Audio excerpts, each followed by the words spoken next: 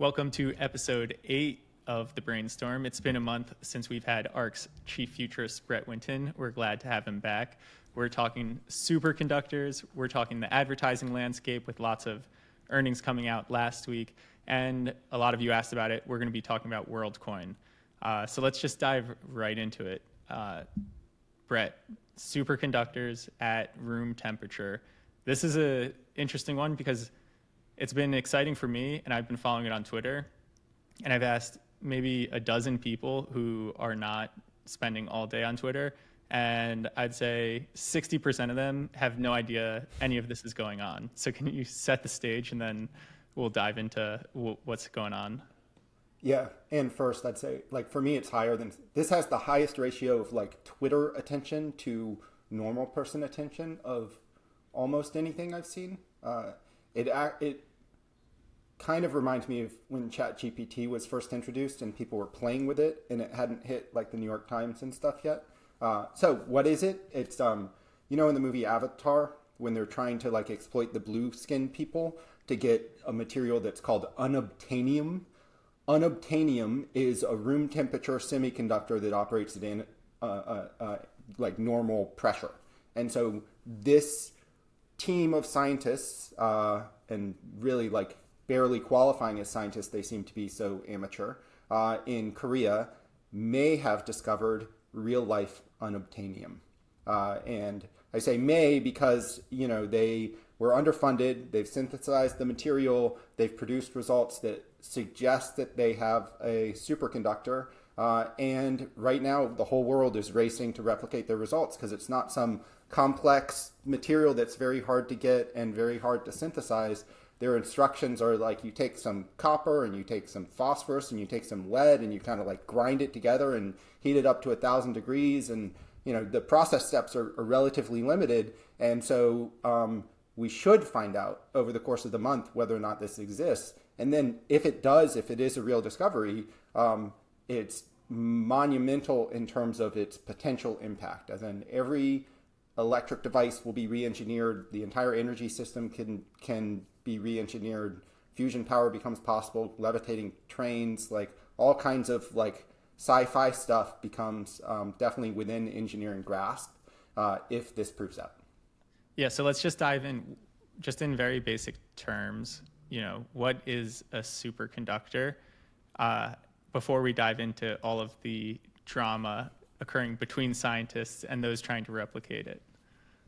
Sure. When you run electricity along a copper wire, that wire heats up, and it heats up because the electrons are kind of bouncing into each other and bouncing into things. And so when you're using your iPhone and it's heating up, that's because of electron collisions, put simply. And so if instead you replaced all the internal electronics in your iPhone with superconducting material, then the electrons would cleanly speed past without knocking into each other. So they wouldn't create any resistance.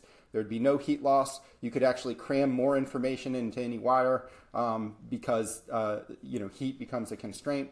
And so a superconductor is a material that allows electrons, or basically electrical energy, to go from place to place without any internal resistance, without creating any heat loss. And so that's a superconductor. And we have them, it's just that you have to have them nitrogen cooled. And so, there's wires that are really complicated to engineer that have superconducting material at their core, and they're surrounded by all kinds of cooling apparatus to allow signal and electricity to go through very frictionlessly. And so that's really expensive and hard to maintain. And this seems to be a material that you could basically be that copper wire and replacing it with this material and instantly get kind of an efficiency gain. And then one of the things you mentioned was floating or levitating trains. And, as soon as people hear about this off the Twitter world, they're going to go and they're going to see the video of this paper and a little item called LK99, which is the material that these scientists created. And it appears to be hovering over a magnet. What's going on there? Why are people so focused on this? And what does dimagnetism mean? Because that's the other element here that people are throwing around saying, no, it's not a superconductor. It's just a interesting magnet. Yeah.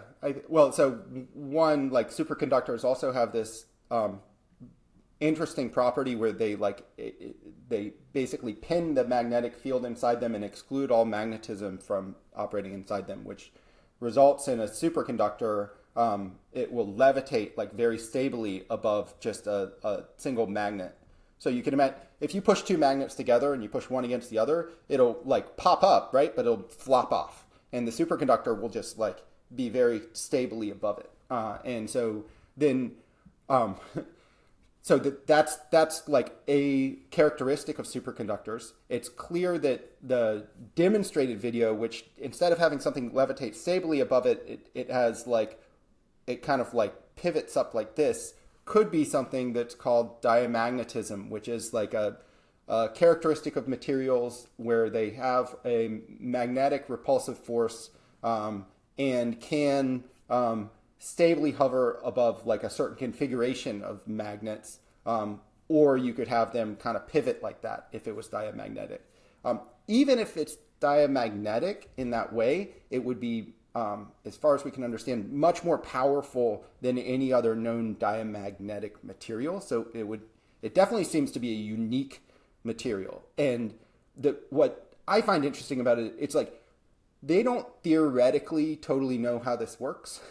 And they don't know exactly what it is. And so they think it's a superconductor. They think this is how it works, but they really don't know. And so from a kind of like unlocking of the tech tree perspective, no matter what the outcome here, there's going to be like a whole materials science architecture built on top of this to understand what's going on with this particular material, and then how we can kind of like find this characteristic in other materials, including, and it may be superconducting, it may be like a weird kind of different type of superconductor, and so it remains to be seen.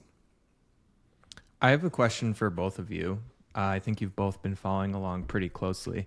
What are the odds that this is actually a superconductor? Brett, I thought you had a great take, which was because it's so simple to reproduce this study and this material, why would you as the co-authors put something out that can be disproved in a week? So you benchmark it, I think, higher than whatever the betting odds are right now. But I'm curious, what are both of your takes on, the likelihood that this is truly a, room temperature superconductor? Well, first, we'll pull up on the screen manifold.markets, and there you can see real-time, betting odds of whether or not this can be replicated by 2025. As of the time we're recording this on Monday, July 31st, it's at 30%. With the speed this is moving, who knows where it'll be in a day when this is released. I think it traded down to like 15% over the weekend and is now back up to 30, and it was at 20 for a while. So it's moving on new information. Yeah, who knows? By the time you see this, it could be higher or lower. Do you still take the stance that because it's so easy to produce, it's probably higher than 30%, or have you backtracked from that? I don't know that we've spoken recently on this. I'm curious. So there was some implied odds within the betting market that it was a fraud. And I thought it was pretty clear from the fact pattern that this was not a fraudulent result. Part of the reason people are skeptical is because there have been a lot of claims about high temperature superconductor, some of which have proven to likely be kind of scientific fraud. And they're fraud in this way where it's like, it's really complex to do. It makes it very difficult to replicate. And then the output kind of information is kind of also complex to interpret. Here, it's seemingly simple to synthesize. Certainly the materials are simple. And so to me, it was like, there was no incentive to like to do it fraudulently because you'd be immediately disproven. So you wouldn't even have time to like sign a Netflix option contract on the story, which they still might do, by the way, without getting kind of like revealed as a fraud. Instead, it's kind of like the scientists were so underfunded, they didn't have some of the basic equipment you would need to test certain characteristics in the materials at like certain temperature levels, for instance. And so it could be that they were both underfunded slash, not competent enough to really know and tie down whether or not it was a superconductor. So net, where am I at? I think the market's at 30%. I'm still above the market in terms of odds that it's a superconductor. I think you can, I think there's like a 50-50 chance it's some other bizarre, interesting material versus superconductor. And so call it 50% chance that we have a room temperature superconductor, and then the other 50% is not fraud, but instead it's like this is a strange new material that opens up material science in an interesting way. And we're going to have to move on to another topic, but people should dive into this because there's a whole saga. Maybe there's infighting amongst the original people who did it, which led to the paper being leaked on archive first. There's, going back and watching a videotape, and they may have accidentally created this because they bumped one of the test tubes during a set period when they were removing the material from the furnace. You've got a Russian anonymous avatar who's going through and recreating it on Twitter. You've got someone who works at Varda Space going after it. If anything, this is a win for open science. I think, Brett, that's what you said on Friday. And yeah. I think for X as well, formerly known as Twitter, where all of this is taking place, and it's exciting to follow along. You can follow on Twitch too. Oh yes. You can watch one of the samples. I mean, that's so cool. Twitch, right? Right. That is to your point, that has to be a win for the scientific community and just for the audience that is now following along on this. The amount of information flow, I don't think I've ever seen anything like this. I mean, this is not a space I follow very closely, but it's pretty interesting to watch play out in real time. And you went from two guys trying to do this who kind of were doing their best but didn't have any money to do it to now probably hundreds to thousands of people taking this result and trying to replicate it. And so kind of the fact that the papers almost unintentionally got published, the team got into conflict. One team member reputedly published a early paper that wasn't ready to go. So then the rest of the team had to publish their competing paper, which then unpacked kind of this huge, effort to figure out if this stuff is real. And so really it's I think that scientific publication is kind of presented as if science is very clean and everything is logical and happens according to a plan. But the reality is science is massively messy. And so if we could have the massively messy part happen earlier on in public, I think actually the rate pace of advance for all technologies would improve. And so I think that's part of it's almost like this is open source material science now, Yeah. And, that's a messy segue into the other half of the world that's, sitting, watching TV and, we won't say rotting their brain. They're being entertained, an important part of life. Nick, can you break down what happened with Roku, Snap, Google, all of these different advertising companies that get a lot of revenue from advertising? What's going on in the landscape? What are we starting to see change? Yeah, I think we're seeing a clear mix shift between advertising platforms, specifically at a very high level. If you look at in the US and just globally, the largest amount of advertising dollars that are still spent in the traditional space, not in the connected and digital world, is in traditional TV. In the US, you're talking about $65 to $70 billion a year is still spent on linear television, but that bucket has been slowly dwindling down. Where those dollars are moving to is in digital. Digital being, online platforms like Meta and Google with search, but also connected TV players like Roku. And so just to give a quick snapshot of what we got last week, because we had a ton of earnings, and you get a good sense of what's happening in the market. We had Meta report 12% year-over-year growth in their advertising. We had LinkedIn up 7%. That's under now Microsoft. Google search was up 4.8%. YouTube up 4.4%. That's a part of Google. You had Snap down 5%. So we can get into that. And then you also had Roku report on their platform revenue up 11%. So you are seeing this clear mix shift. And just to give a sense, because I think, a lot of where these additional dollars that are coming into the space, you can say that there's definitely some shuffling around. If you look at Snap and, where advertisers are potentially pulling from, X or Twitter is probably another place where, some of those dollars are flowing into Meta and some of these other companies, but also just that traditional TV ad spend bucket. This was numbers reported out by Roku. Traditional TV ad spend experienced a 9.4% year-over-year decline, and traditional TV ad scatter was down by 17.2%.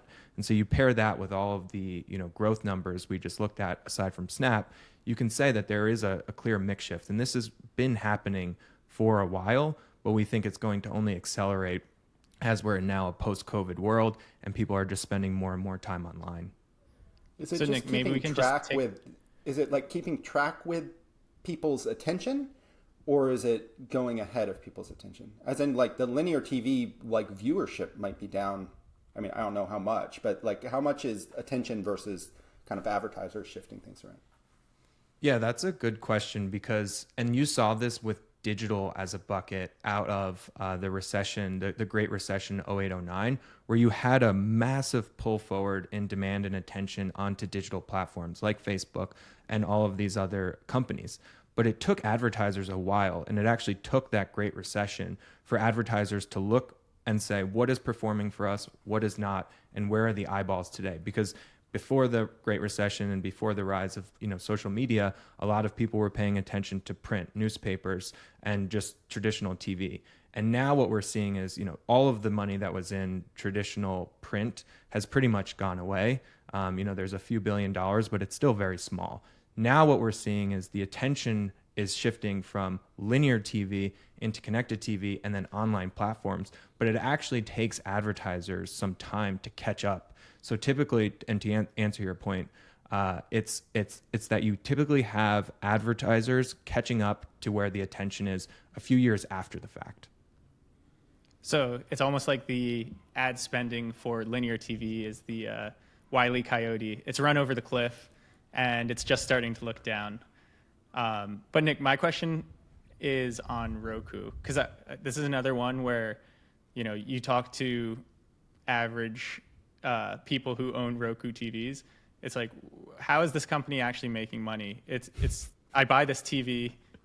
What are they doing? Like when I watch the home screen, and there's like Roku City going on in the background, where are they actually placing these ads? How are they making this money?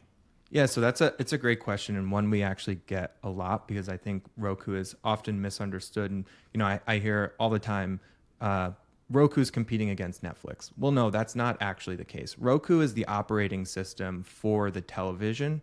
So when you talk about a connected TV, that just means it can connect to Wi-Fi and you can stream content, right? Roku is that operating system. In the same way you have iOS for your phone and Android for your phone, Roku is that operating system purpose-built specifically for TVs.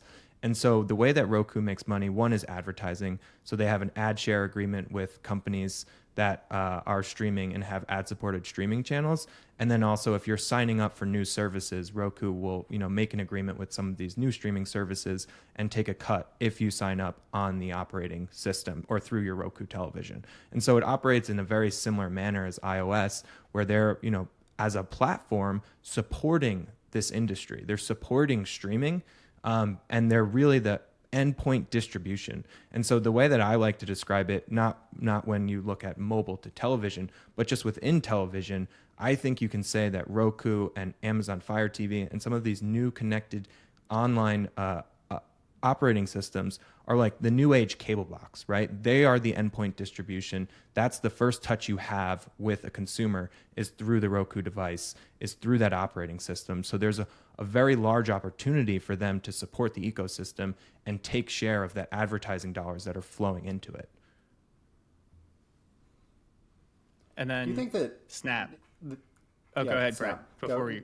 No. Well, Okay, okay, Snap. yeah. Snap. Go ahead. Go on, Snap. Yeah, well, Snap is like its own interesting, it's been kind of pushed out to the side because they've had and really struggled since the IDFA changes and what Apple did to the mobile advertising, system. What is that now? We're, a year and a half, 2 years from that, decision for Apple to crack down on their IDFA is just a targeting measurement tool that Apple used to offer to all of these platforms. And they took that away because they wanted to make sure that there was privacy within their ecosystem. So they were looking at it as we're protecting the consumer. What they were doing was building their own advertising platform behind the scenes. But Snap has really, I think, struggled to get its targeting back to where it was pre-IDFA. And we saw this happen for all of the platforms. Meta went through this. It just takes time to reconfigure your system to be able to meet the standards that advertisers have always had. And you hear Zuckerberg talk about it. He said, this probably put the advertising industry back, a year or so in terms of what it did. And it actually, if you're thinking, oh, well, who cares? They still make so much money. It ends up hurting small businesses and creators because they're the ones using these services to reach an audience, right? So it's not something that you can just point at and say, oh, it's big tech, who cares? This is, there's real livelihoods behind those advertising that Snap and Facebook run. It's not just big corporations. Facebook is very well known and used by a lot of small businesses. So I think for Snap, it's just going to take some time for them to reconfigure their system. And in the meanwhile, they're doing really interesting experiments with AI, and then they have this direct offering now with Snapchat or Snap Plus, where they have, I think it's 4 million signups for this service, where you can kind of interact in a more meaningful way, and people seem very willing to pay. So there's, I think, still there's a lot of interesting opportunities for Snap, and that's without even getting into kind of their ambitions with AR and what they've been doing behind the scenes there. Seems like in technology transition, there's Jeff Zucker, I think, when he was, I can't remember which media org he was in charge of at the time, but during the transition, like in 07, 08, he said, we're in danger of trading analog dollars for digital cents, right? And so now the digital cents, I think, have now become digital dimes. Like on a cost per hour basis, Facebook's like made up some of that compression. But certainly in the transition period, it's kind of like media just became less monetizable. So transition from digital to artificial intelligence, do you think there's going to be a similar kind of like compression, or is there reason to believe it's different in kind of both advertising and subscription ecosystems? Well, I think you can get much more personal when you introduce AI into the system, right? If you're able, personalization, it gets to a certain point, and then you're really not able to produce the content down to, let's say, each one of us on this call. We would all kind of just be bucketed in the same group, and Facebook would probably show us all the same advertisement if we were into, one specific thing. But imagine you start to introduce copy and advertisements that are personalized down to like an even more individual basis. I think that's where you can start to see advertising dollars pick up again without really compressing the market, because I do think the issue you may run into is that just the business model itself changes into something we don't really even know yet. But I think advertising is very sticky, and people want to reach the consumer. And if AI allows you to reach an individual consumer and target them with an individually created advertisement, that's possible because the cost to create that advertisement is going to come down to near zero if AI proliferates the way that we think it will. And that this is a layup here on this. Oh, Brett, you want to have a last word? Yeah, well, it's kind of like part of the reason you went from analog dollars to digital cents is because like actually the platform where things were happening shifted, and so whereas here, if like Meta or Facebook is able to still control a big bucket of the ad ecosystem as it moves to artificial intelligence, then I think it's more likely that they don't need to like kind of cut pricing to retain share. Instead, they'll be like, hey, this is the same thing you're doing. It's just like, force fed directly into that person's brain that you're trying to access. And so you get right at them and your ROI is better. So we get to charge more, but we'll see. Yeah, we'll see. I mean, yeah, it's a very interesting time because AI is just like this underpinned force driving all of this innovation, and we don't really know how it's going to play out in advertising yet. All right, on the value of eyeballs, let's talk about Worldcoin. Um, should we be scanning our eyes into Sam Altman's orbs? Brett, can you set the stage here? Why is he doing this, and why are people so mad?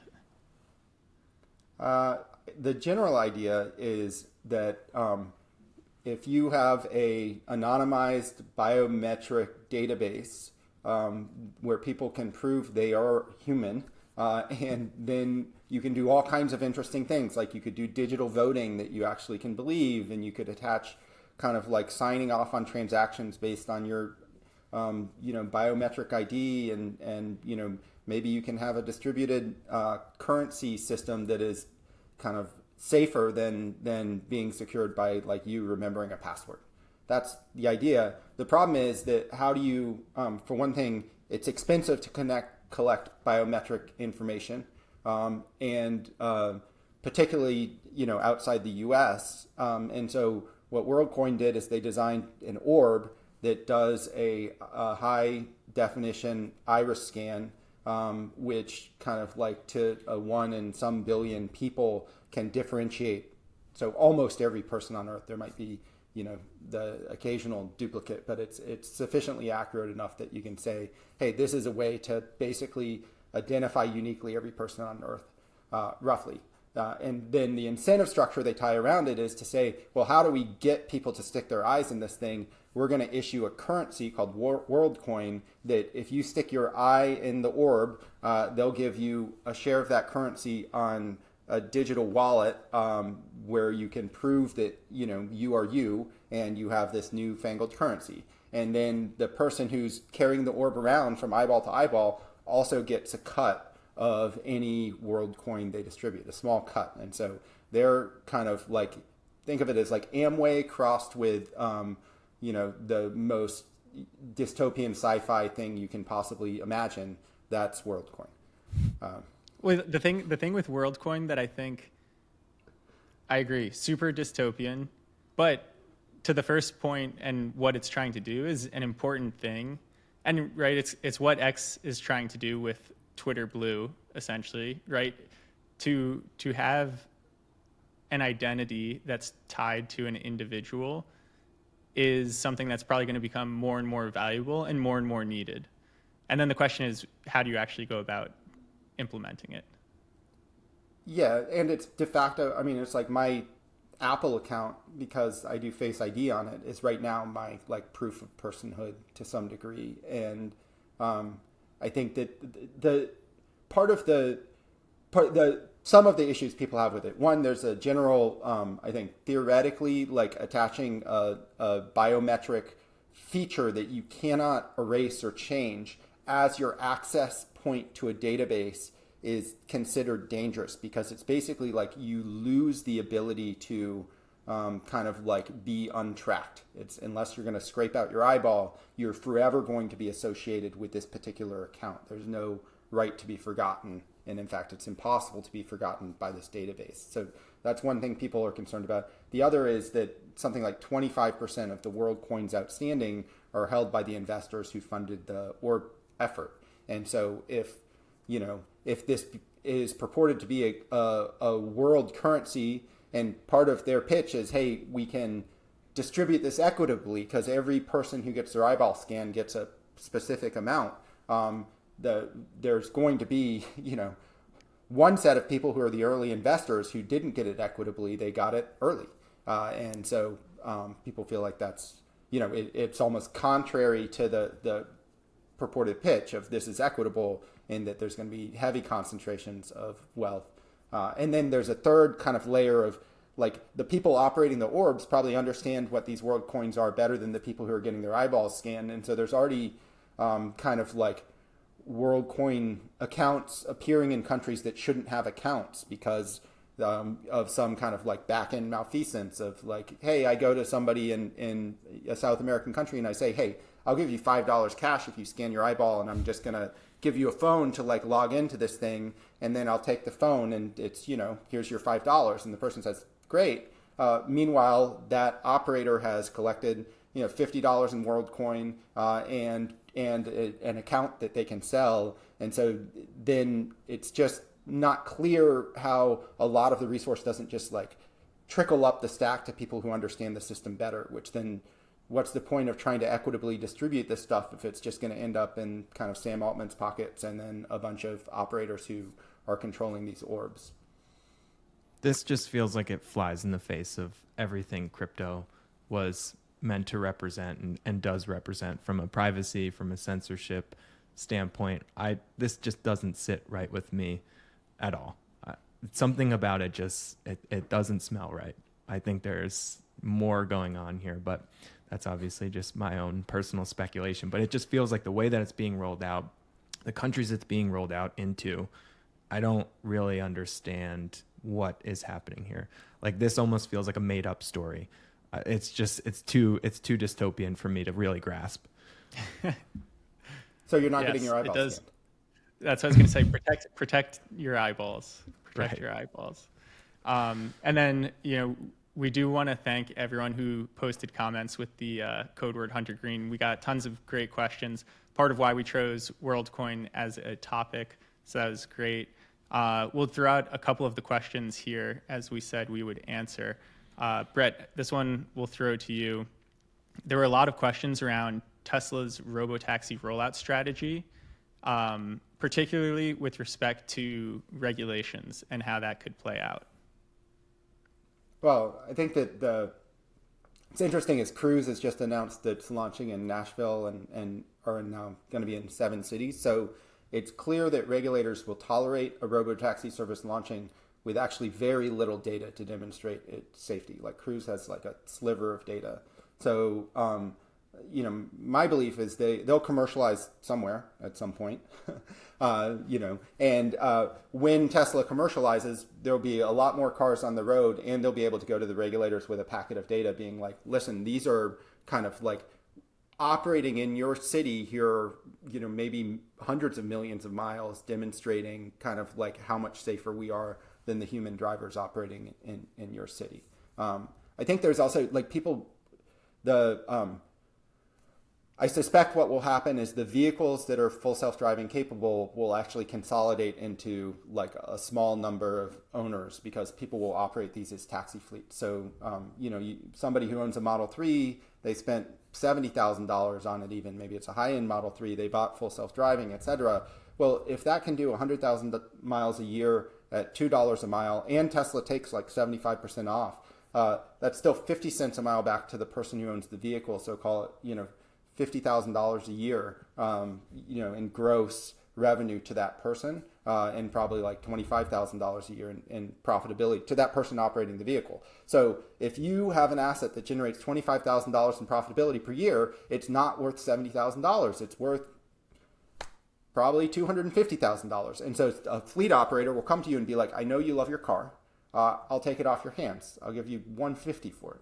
And you might like your Model 3, but you'd prefer $150,000. And so the vehicles will like agglomerate into people who are operating these as taxi fleets, and they'll likely launch West Coast first, where they already have a high concentration of vehicles, and that's at least current view.